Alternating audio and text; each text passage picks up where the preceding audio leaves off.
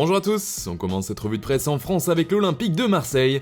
C'est la crise chez les Phocéens depuis les événements du centre d'entraînement, l'annonce de la démission d'André Villas-Boas et de sa mise à pied par la direction du club. Mais ils n'avaient pas le temps pour autant de se lamenter puisqu'ils affrontaient Lens ce mercredi, et les Marseillais n'ont ramené qu'un point du Nord avec un match nul de partout. L'OM bouge encore, note l'équipe, qui ajoute que même s'ils menaient 2-0 et se sont fait remonter, les Marseillais ont tout de même réussi à mettre un terme à une série de 4 défaites de suite et à une semaine cauchemardesque. On garde aussi le positif en couverture de la Provence ce jeudi. Le quotidien régional évoque un point d'honneur rapporté par l'OM.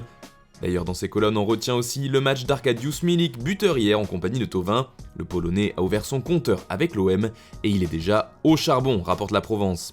On reste en France avec d'autres rencontres qui se jouaient hier. Il y avait notamment le Paris Saint-Germain qui s'est imposé 3-0 contre Nîmes. Une large victoire pour les hommes de Mauricio Pochettino, même si ce n'était pas non plus une vraie démonstration face au dernier du championnat. Paris a bien préparé le Classico, résume ainsi le Parisien. Dans les pages intérieures du journal, on parle même de tests réussis pour le PSG après le couac à Lorient. Et puis de son côté, Lyon s'est également imposé, mais seulement par un but d'écart.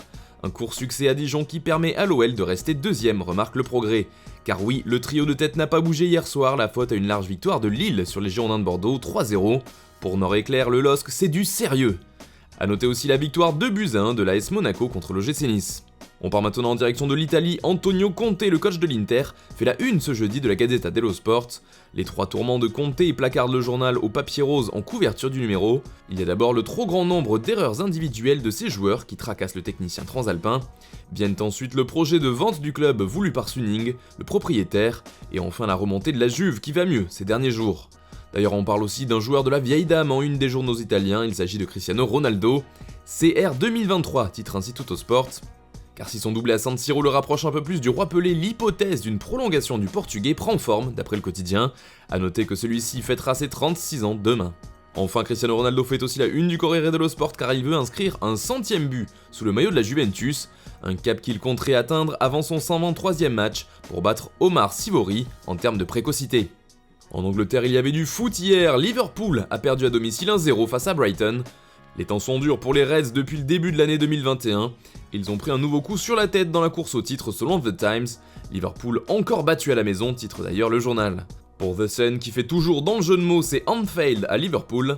Failed signifiant échoué et Anfield étant le célèbre stade des Reds. Le tabloïd note d'ailleurs que c'est la première victoire en première ligue de Brighton là-bas depuis 39 ans. Ayez peur, menace de son côté le Daily Mirror, car dans le même temps Manchester City s'est imposé 2-0 face à Burnley. Le champion tombe à 7 points derrière les Sky Blues qui sont en tête du classement. Attention à l'écart, prévient justement The Daily Telegraph, car les Reds ont fait une bien mauvaise opération ce mercredi soir. C'est dans ce sens que va aussi le Daily Star. Il pense que c'est déjà fini, titre ainsi le média britannique, en faisant un nouveau jeu de mots entre Hall et Hals, qui sont les trois premières lettres du nom du seul buteur du match, Steven Alzate.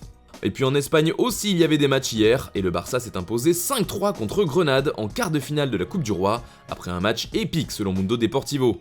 Car à la 87e minute, les Blaugrana étaient menés au score de 0. Ils ont renversé la tendance grâce à Antoine Griezmann et Jordi Alba, auteurs d'un doublé chacun, et ont arraché les prolongations avant de s'imposer. Le Français a d'ailleurs délivré 2 passes décisives au passage. Héroïque, résume tout simplement le journal catalan. Pour Sport, c'était bestial. Le quotidien révèle ainsi que Griezmann et Alba ont été les clés de la réaction barcelonaise. Enfin, ce match riche en émotions fait aussi la couverture de Marca. C'est comme ça que se joue la coupe, d'après le média ibérique, qui ajoute que Griezmann a été stellaire et qu'il a forcé la prolongation. D'ailleurs, la nouvelle blessure d'Eden Hazard fait aussi les gros titres du journal. Le Belge pourrait être absent entre 4 et 6 semaines. On en parle aussi en une de As qui nous fait un point sur les absences du Madrilène depuis son arrivée en Espagne. Encore une fois, KO se lamente le quotidien qui précise qu'il s'agit ici de sa 9e blessure depuis qu'il joue au Real Madrid et qu'il manquera au minimum les 3 prochaines semaines. L'international belge a été absent 283 jours depuis qu'il est un joueur de la Casablanca, soit depuis l'été 2019. Il a manqué 43 matchs, des statistiques terribles pour Hazard qui n'en finit plus de décevoir du côté de la capitale espagnole. A noter que l'information de sa rechute fait aussi les gros titres en dehors de l'Espagne, comme ici avec la dernière heure. Eden Hazard à nouveau blessé, titre sobrement le Canard belge.